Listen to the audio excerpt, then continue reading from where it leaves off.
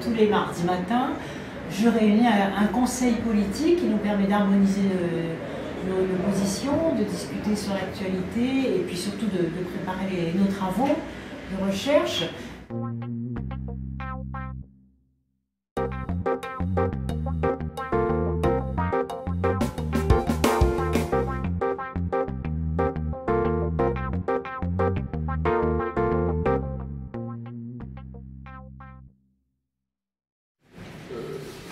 Le point central, la première leçon qu'on peut tirer, c'est la formidable revitalisation démocratique qu'a apporté Obama. Quand tu regardes les chiffres, c'est très impressionnant. 15 millions d'Américains sont tournés aux urnes, il les désertait. Le taux de participation par rapport à la population en âge de voter a fait un bond de 10 points et est monté à 63%, ce qui fait 91% de participation par rapport aux électeurs inscrits. C'est un taux de participation massif.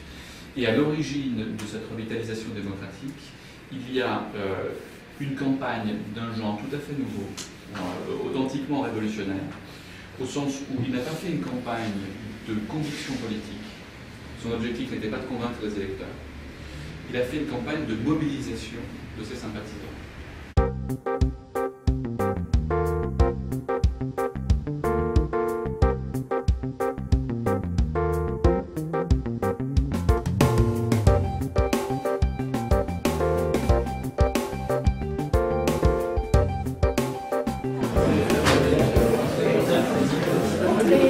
Voilà, ici c'est le bureau où je réunis. Vous voyez, on était réunis encore tout à l'heure, toute une équipe qui travaillons.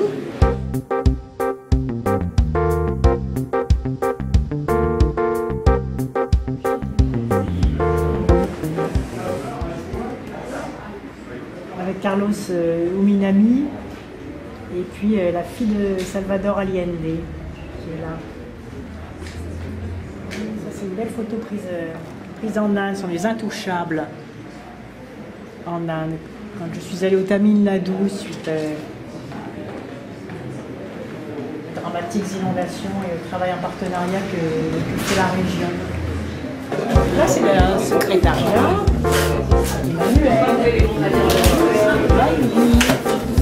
Voilà, une petite réunion amicale pour une galette des rois, un petit groupe de bénévoles, de désir d'avenir, qui travaillent sur le site, qui travaillent sur le privé, qui travaillent sur le terrain. Ça travaille, hein.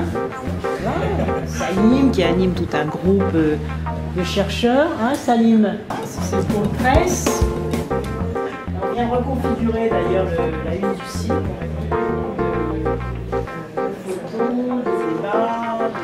En puissance sur le site. Le désir d'avenir monte en puissance. Rejoignez-nous. Rejoignez-nous. Le désir d'avenir, c'est un endroit où l'on réfléchit, où l'on travaille, qui est dénué de tous les enjeux internes du Parti socialiste ou de tous les enjeux électoraux. C'est un think tank dans lequel se réunissent des intellectuels, des sociologues, des étudiants, des syndicalistes, des citoyens de toute région, de toute sensibilité, de toutes aspirations. Ce lieu désir d'avenir, vous êtes chez vous ici. Quand vous voulez venir, vous venez. Le site, il est à vous. C'est vous, désir d'avenir. Vous qui venez, vous qui pouvez réagir à la lettre d'information que je vous envoie. Rejoignez-nous, donc venez adhérer à Désir d'avenir. Parce que je pense que c'est comme cela que l'on montera le plus en puissance. Nous allons organiser bien sûr des rencontres. En juin, sans doute une rencontre à Lyon, puisque le travail de fond, c'est l'autre modèle de société. C'est ce à quoi aujourd'hui je travaille. Je suis là dans une nouvelle phase avec vous, de travail, de réflexion. Et puis bien sûr, je vous donne rendez-vous donc dans ces différentes rencontres que nous ferons. Au mois d'avril, nous organiserons à Athènes, en liaison avec d'autres partenaires, un colloque international sur l'avenir de la gauche et sur le rôle du bassin méditerranéen dans le nouvel équilibre du monde.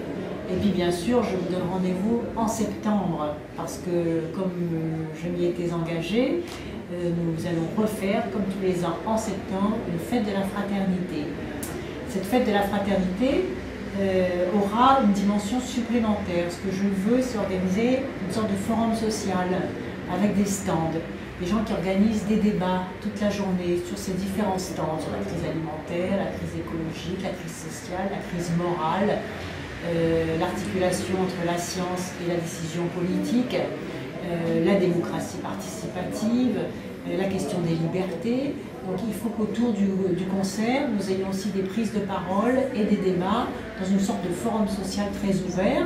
Et j'ai demandé aux jeunes de Désir d'Avenir de s'impliquer très fortement dans cette préparation pour que nous puissions avoir un lieu de rencontre à la fois fraternel, festif, mais aussi de travail et de réflexion.